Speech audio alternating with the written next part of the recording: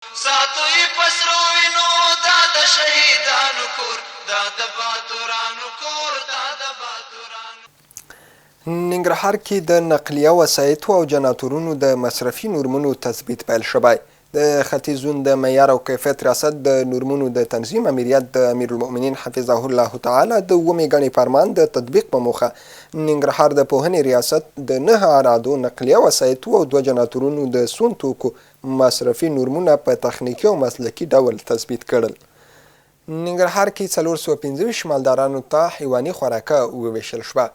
د ننګرهار کرنې اوبو لګولو او مالدارۍ ریاست په همغږۍ افغان ځوانانو خدماتي AYSO موسسې له لوري د کوز کونړ ولسوالۍ 425 مالدارانو ته د څارویو د تغذیې لپاره متراکمه حیواني خوراکه وویشل شوه.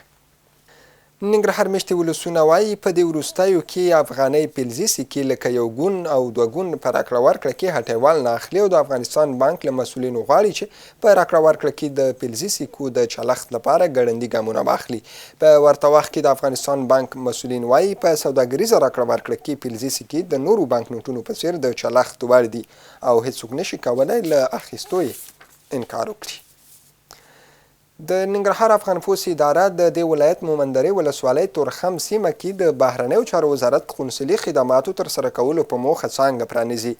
مسؤلین وایي دغه څانګه چې پکې به د بهرنیو چارو وزارت اړوند د بېلابېلو اسنادو تاییدیه او یو شمېر نور خدمات ترسره کیږي د روان 1415 کال د اساد میاشتې لومړۍ نیټې څخه پرانیستل شي.